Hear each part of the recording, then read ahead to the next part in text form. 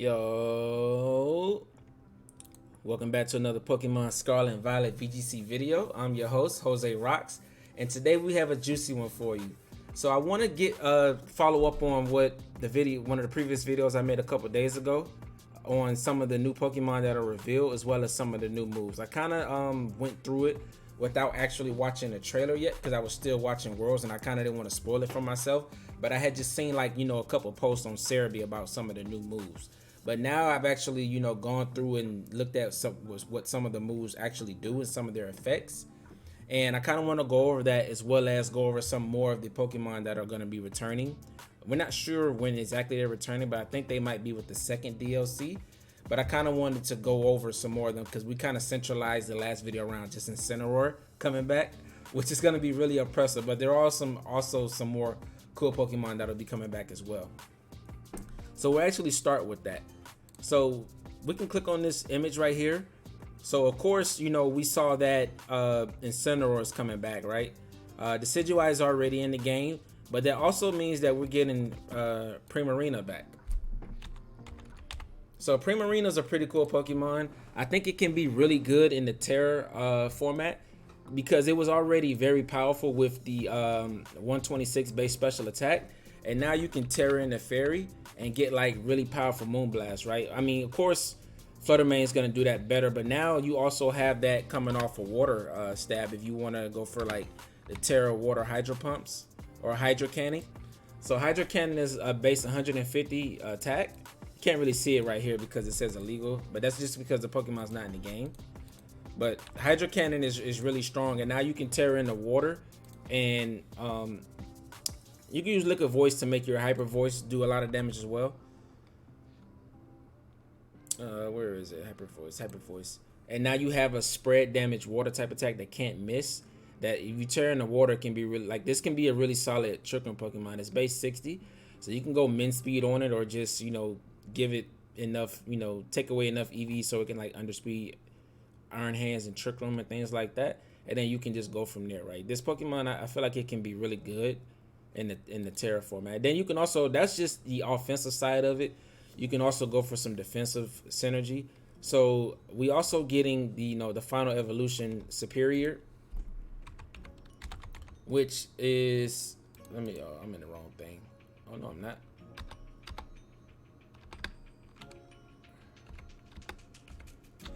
How do you even spell this name? Superior. There it is. It's an E. So this Pokemon gets Contrary, and it's similar to Enamorus, but Enamorus doesn't have, it wants to be a special attacker, but the only move that can boost Enamorus attack is Superpower, and that makes it want to be a physical type user to use Contrary. Of course, you can use other abilities and other moves to boost Contrary, to force it to boost, like the spell, like Eerie Impulse Thunderous. But sometimes you want, a Pokemon that's a sweeper to be able to thrive on its own and not always have to have another Pokemon to set it up. And now this can go for Tera Grass under Tailwind with base 113. You outspeed the base 100s. And now you're doing a lot of damage with your Leaf Storm. And every time you click Leaf Storm, you're getting a +2. So just imagine Leaf Storm plus Choice Specs, and then Grass Tera. Like, you're literally just ripping through the format, right? Even if things resist you, like, you're gonna have to have answers to this on Tailwind. Like, this Pokemon is gonna be extremely fun to use because it can really take advantage of the Leaf Storm. You don't always have to go Choice Specs. You can go like a Life Orb or something like that. But if you really just want to keep clicking your Leaf Storm, get to +6, and just deal as much damage as possible in 3 turns, then going Choice Specs allow you to deal a lot of damage with the Grass Tera. Like, it's gonna be a really fun Pokemon. I'm interested to try it out. So Squirtle coming back means that Blastoise is actually coming back as well, and Venusaur. So Blastoise and Venusaur, kind of staples of VGC. Blastoise was really good in the Dynamax format with the Hydro Cannon, because if you didn't know, Blastoise, Venusaur, Charizard, and Colossal all got G-Max move that does passive damage over the turn, and the only way to be immune to it is to be the type that the move is, which is where if it's like, if the only way you're immune to the G-Max Hydro Cannon or I forget the name. I think that's what the name of it was to be a water type, and the only way to be immune to the G-Max Vine Lash from Venusaur was to be like a grass type, and same for Charizard's Fire move and Colossal's Rock move, right? But I'm interested to see how good this can be. Of course, it gets Shell Smash, and that was also a set that people ran, like Shell Sidearm. It's like a tongue twister to say that, you keep saying that, but Shell Smash. So Shell Smash plus like redirection, like in DD, and then going for like what was the water move it got? Water Spout. Yeah, Water Spout. Like you were like a pseudo like Kyogre, and then you could like have Kyogre switch in Kyogre, and like Shell Smash, Water Spout in the rain next to Kyogre was like really strong. But to set all that up, you might as well just use like Choice Specs or Choice Scarf Kyogre, right? But in a format that didn't have Kyogre, then this was like kind of one outside of Jellicent, this was like your best user of like Water Spout. And then you can like go with Rain Dish and play in the rain. This was really good for making Zapdos really bulky with an Assault Vest. And then you had Dynamax, which was a pretty cool set. So like if you set up the rain, like your G-Max cannon was doing a lot of damage, and you were passively healing with the Rain Dish, and you were bulky with the Assault Vest, right? And it was a really good like answer into like a Lecky that was sweeping through the format. It's like really easy to deal with it, and it usually thinks it can do a lot of damage to you, and now like your Assault Vest helped you. It's interesting to get Tera. I don't know how good it'll be in this format. I personally don't think it'll be that good with how good water types are right now, and I just don't see using Blastoise over like Urshifu unless Urshifu is like banned. If they do like a banned format, they have had a banned format before, and Sword and Shield Series 6 was actually a banned format, and Urshifu wasn't banned because it was like just introduced in there, but like Incineroar and Whimsicott, things like that were like actually banned, so it like opened a way for like a lot of Pokemon to shine. And Venusaur is going to be like a really good Sun Sweeper. It's the grass type that gets Sleep Powder like Lilligant, but it also has like the poison coverage, right? And Venusaur has just always been relatively good with that poison grass typing. You see how good Amoonguss is with that typing. Now imagine like something that's fast. Like if you wanted to play slow and defensive, you had Amoonguss. If you want to play fast and offensive and still have Sleep Powder, then you had the Venusaur. It is kind of volatile. This shouldn't be Dynamax because Dynamax Venusaur is not around anymore. But it is kind of volatile because it's 75% accurate, so you can miss with the Venusaur. But other than that, it's it's still a really good Pokemon. I actually don't think that it'll be better than Hisuian Lilligant, but that's still to be known. It does have the poison typing, which is different from the fighting typing, but I think Hisuian Lilligant might just might outclass Venusaur a little bit. So I don't know if those two will be that relevant. Chestnut's already in the game. So another Pokemon we're getting back is my favorite Pokemon of all time, which is Infernape. Anyone that knows, if you look down in the bottom left, you see Infernape down there. It's always been my favorite Pokemon. I've always talked about it. I base my my Discord channel pretty much based off Infernape, Inferno Nation. And this has always been my favorite Pokemon. It's going to be, when it comes back, it's going to be the first Pokemon I build a team around. Even if it's not meta, like I'm gonna make it work. Now, Infernape used to be like really good, I heard, back in Gen 4, but back in Gen 4, I was kind of like a kid, and I was playing like just casually. I wasn't playing competitive, but now I am playing competitive, and I do want to try to like use Infernape. It can be ran special or physical, is your choice, but I'm gonna definitely try to run it. And then it gets fake out, so like let's say take it away, like having a fake out user that's relatively fast is outspeeds the base 100s is still pretty good. Now base 108 does outspeed the base 100, but doesn't seem that fast compared to like a format that we have. But with like terrestrialization, I think that you can like get a cool use out of this Pokemon. I'm definitely gonna do my best to build a team around it, similar to like I did Greninja, because I really like Greninja a lot. Delphox is already in the game. These are already in the game. Tepig. So I never used Emboar competitively. Like when I came back to Pokemon, it was in Sword and Shield in Series 5. And this Pokemon wasn't in the game.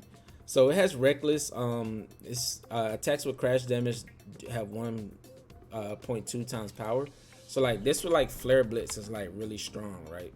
Really powerful Flare Blitz coming off a base 123 attack. Like its Flare Blitz are hitting harder than the Incineroar. It is fire fighting, so it shares like the typing with Infernape and Blaziken. So I don't know if with the speed being 65, it's more so of a Trick 'em user. So it's kind of like I don't know if it's better than Infernape, but I don't know if it's worse than Blaziken. Because Blaziken does get speed boost, but Blaziken's so frail, like it's just really hard to use, right? Like you rarely saw it in Sword and Shield, and it was in there. So it's gonna be interesting to see how good Emboar is. I've never seen it in competitive, and I wonder if the Gen 3 starters are coming back. Well, there's Mudkip. So yeah, we are gonna get Sceptile, Blaziken, and Swampert back. Swampert's always been pretty good. It was a really good answer into like Zacian.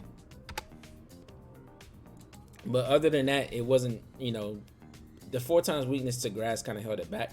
But I do feel like this Pokemon looks like a Pokemon that should get Intimidate, right? I wish they gave, instead of like this useless hidden ability that they gave this to Intimidate, like this would Intimidate and getting like access to Growl and then Flip Turn could make it play like similar to like a water type Incineroar. And then the water ground typing when you're not up against grass types is like pretty decent typing. And now with Tera, like now you can Tera into like fire and be like, you know, resist the grass, or even like dragon. You can Tera. I guess the best type the Tera might be for might just be going straight solid water or steel. But there's a lot of, you know, ways that you can like go with this to make it useful. I think fire might be really good on it as well. But this Pokemon is, I feel like it can be really good if it got Intimidate. I feel like it should have Intimidate. Let me know in a comment down below if you guys think that, you know, Swampert looks like a Pokemon that would have Intimidate. Because I know Pokemon that are less intimidating than Swampert that get Intimidate. So just curious on that. And Cinderace is already back in the game, and Feraligatr will be coming back. I guess Meganium, Typhlosion's already in the game, so I don't think Feraligatr and Meganium will have that much impact on the meta when they come back. Sceptile is also going to be coming back. Sceptile was pretty cool. It was fun in Dynamax with like a Grassy Seed or like Psychic Seed or anything that like procs because of the Burden. And then like you can go for like, I used to have a strategy where I would go Weakness Policy with Lapras. This is before the restricted format, right? And then I would go like Rock Slide and make it physical. And I would have Rock Slide and Earthquake and I think Leaf Blade, right? And then this is like pretty good coverage and protect.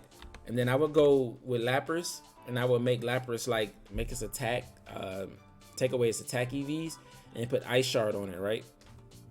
And I would go for Ice Shard into Sceptile and Dynamax it, and then immediately that activates the weakness policy, and then you get the +2 speed with the Burden. And then I would just try to, you know, like sweep with like Max Rockfall, Max Quake, and then Max Overgrowth, which once you put down Max Overgrowth, you used to set up the grassy terrain, which then boosts your next Max Overgrowth to like, you know, make it very powerful. And that was like a cool strategy that I used to use with Sceptile, but that's just, you know, me kind of forcing to make that Pokemon work, which I did get some wins with it.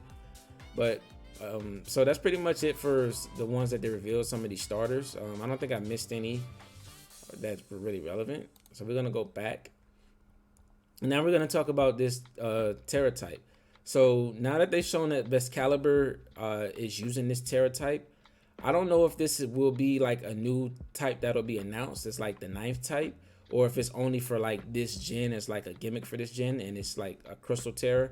And I'm curious to be how it works. I don't think it's gonna be super OP. It was going up against a Dragonite, right? You can see Dragonite right there, and it just says effective. So that means that this move is not super effective against all types. So I wonder what like makes it special. Of course, they're gonna do something really cool to make you want to use it, and I'm curious to see like how does it work. Is it like help you like do only certain Pokemon get it, or does everything get it? Do only certain Pokemon can use the Crystal type, and they have like their own Crystal type terrestrialization? I think that would be cool if, because they do show Excalibur getting it. And I think it would be cool if not all Pokemon can get this, but only specific ones, similar to like G-Max. And so when you terrestrialize it to a Crystal, like Excalibur gets like a new form that it goes into. And Excalibur's a new Gen 9 Pokemon, so I think that's a way to make it more relevant, is to give it its own special terrestrialization form. And its terrestrialized move has like a secondary effect, similar to like the G-Max moves, right? And well, all the Dynamax moves have secondary effects, but the G-Max moves were like really like unique from the other Dynamax. Like all Dynamax moves had like a specific effect based on the type that you use, but Gmax moves all had their special like effects. And I think this would be really cool if it had like something that it does that makes it, you know, more lucrative, since it does not like super effective. I'm not sure what it'll be super effective into. It might just hit everything for neutral but have like a secondary effect. But I hope that not all Pokemon get this Tera, but like only specific like Gen 9 Pokemon and maybe some old Pokemon. Of course, Charizard was probably gonna get it because Charizard gets every, you know, form. It got a Mega, it got a Gmax form. It's always gonna get something. So I wouldn't be shocked if Charizard gets his own special terrestrialized form with this crystal. But I'm interested to see, you know, what that is. It says 19 Tera type, but I wonder if it's only Tera type or if it's gonna be an actual real type. All right. So going forward, so 2 of the new moves. So Hariyama is shown that it gets upper hand already, and you know that's why we have it in our thumbnail. And this move looks pretty cool, man. So pretty much this move it'll fail if you use it against something that's not using a priority move. But if anything's using a priority move, it's gonna stop that priority move and deal damage, right? And I'm not sure how much damage it'll do. Probably, I would say it might be something like Sucker Punch, so maybe base 70 attack, and which would be pretty decent because that makes it, you know, stronger than you know, Mach Punch, right? And I wonder if this is like +5 priority or like +4, like so it can stop like Fake Out and Extreme Speed, right? Because those are like higher priority than just the +1 priority moves that Pokemon like this used to be using. Like Scizor is probably using Bullet Punch when it got hit with this, right? Or Faint. Those are only 2 moves I can, you know, kind of think of. But I think, you know, this is going to be really cool. I think a lot of Pokemon are going to get access to this. I don't know if the Paradox Pokemon will get access to it because it seems like they don't want the Paradox Pokemon to be too busted. So they don't get like a lot of moves that you would probably expect them to get. Like Hariyama doesn't, Hariyama gets Bullet Punch and Wide Guard, but Iron Hands does not get Bullet Punch and Wide Guard. And to be honest, if Iron Hands got Wide Guard and Bullet Punch, it would be absolutely broken because now you got a priority move against Flutter Mane, and you have Wide Guard to stop like Dazzling Gleam. Like you're starting to hard wall Flutter Mane with another Paradox, and I think that's just a little bit too much utility. But we'll see who gets it. I think this Pokemon is really cool, and also it makes them flinch, so it's kind of like Fake Out, right? So it not just fail, it makes them it makes them actually flinch, so they can't move that turn. And I think that's really cool. So going down to Psychic Noise, it's showing Gardevoir using it, so that's why Gardevoir is in our thumbnail. But so this stops Pokemon from healing, so it stops them from using like leftovers. It stops them from using Regenerator or like abilities that heal them, and it stops them from gaining HP also from like Citrus Berry or any moves like Lunar Blessing or Roost, things like that. It stops it. So I thought it may be a field effect, but it actually does damage, right?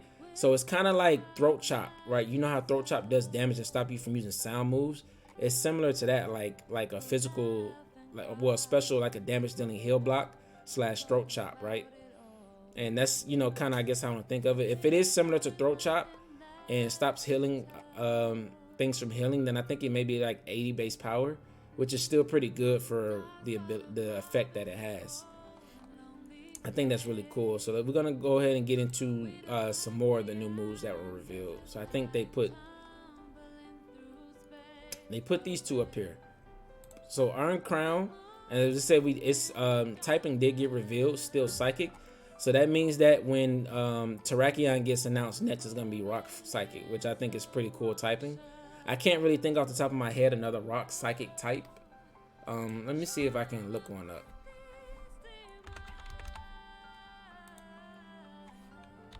It might be one I'm just overlooking, right? But I don't know. Lunatone and Solrock, right? These are our only Rock Psychic type Pokemon that I can think of. So now we're getting one that actually might be viable with that typing. And I think that's pretty cool typing. It's a lot of ways that you can utilize it, and it helps with like all the normal spam that's going around, right? And also helps you resist like the side spam as well. So I think that's, you know, pretty cool typing. Along with like the Quirk Drive, like the Terrakion is probably gonna hit harder than the normal Terrakion. So Iron Crown's new move is Tycon Cutter.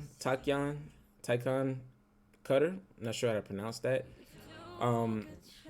It's a special type steel move. It never misses. So it's kind of like aerial ace where it doesn't miss, but it hits twice, right? So in that case, it's also like double arm bash where you're getting hit twice. So you see that it one-shot a Mimikyu because it broke the disguise of the first one, then the next one one-shot it.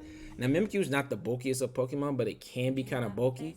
But the fact that it was able to one-shot Mimikyu makes me think that it might be like base 60 power, base 50. I think base 60 will make it, you know, hitting for 120. I don't think that's too broken when you got Pokemon like Calyrex Shadow that's going to be coming back that has a 120 base special move that hits both.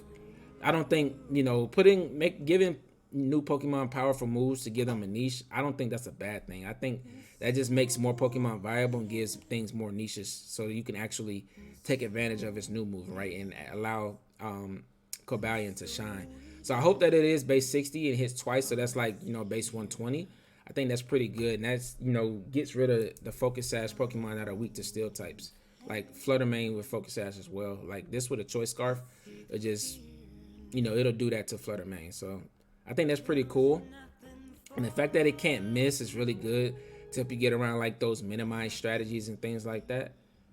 And it's nothing much more I think about that. You know, I think 60 base power is good for it, and the fact that it can't miss, I think that'll make, you know, a lot of people want to use it. Plus, Steel Psychic typing is pretty fun. It's like a special variant of Metagross.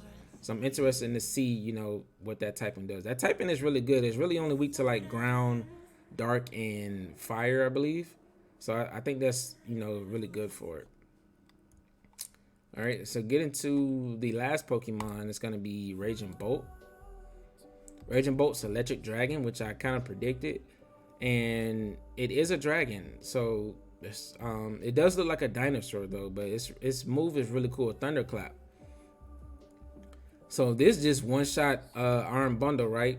And it's a electric priority move, and it would fail if the target was not ready in attack of his own. So it's like Sucker Punch, but electric. It's an electric type Sucker Punch. And it's a special move, so you know arm bundles are already weak to special type attacks, like in general, because it doesn't have the best special bulk. It has better physical bulk. So I wonder if this is also base 70 power, right? We haven't really had like another variant of Sucker Punch, but now we do, because now you can. This can fail if they're going for like, if they're switching or going for like a status move or like substitute. So that's pretty fun, because I think that, you know, having another type that does what Sucker Punch does is really cool for the game. I think that they should introduce a couple more typings to Sucker Punch just to give, like, you know, more types priority, because a lot of types don't really have like the best priority. Like there's not really a lot of, I guess, priority psychic type attacks, and like there is priority like, you know, water, there is priority like steel type attacks, there's priority dark type attacks, there's priority normal type attacks. Fire may get a priority type attack. I can't really think of it right now if it does. But I think giving every type some type of priority move is good for this, healthy for the game. So that's kind of my, you know, my thoughts on this.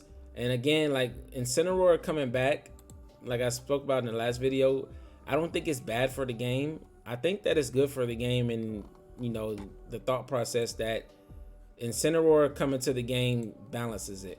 Incineroar, you know, keeps a lot of the Pokemon in check that are usually overpowered. Like Flutter Mane has been like the #1 Pokemon to use, right? When Incineroar comes back, like you're gonna see Flutter Mane's usage like kind of decline, right? Because Incineroar with an Assault Vest is immune, like it resists the Shadow Ball, and it's neutral to the Moonblast. And with an Assault Vest and Incineroar being naturally bulky, like you're gonna be able to soak up those Moonblasts and then parting shot the Flutter Mane. And Flutter Mane getting this attack drop, being a frail Pokemon already, is just, it's not good for it, right?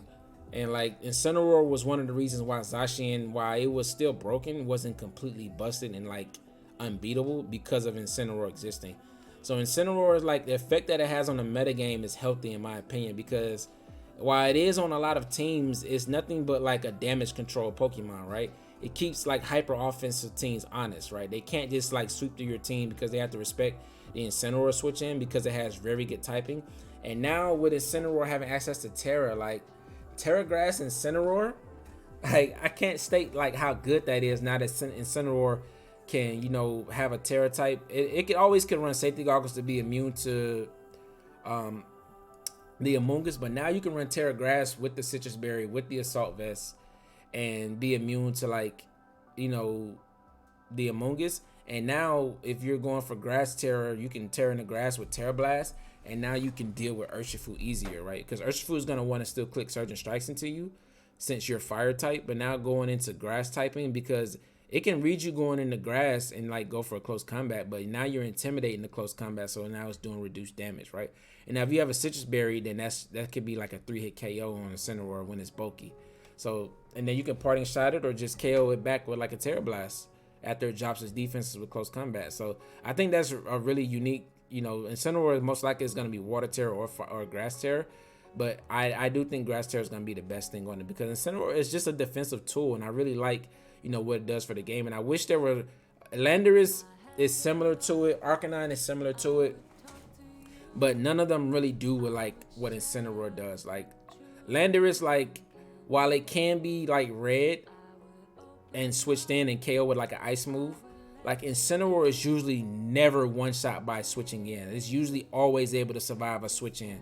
Like your opponent has to really like go for like a hard read that Incineroar is coming in on that slot, and then has to go for like a ground terror, you know, boosted move into the Incineroar to try to one shot, or like a water spout or something. Other than that, like it can literally switch in on everything, right? And it's a really good utility Pokemon. But that's gonna be it for this video. If you guys enjoy this type of content, you know, leave a like for me, subscribe, turn on those post notifications, because I am posting content every single day. And I will catch you guys in the next one. All right, deuces.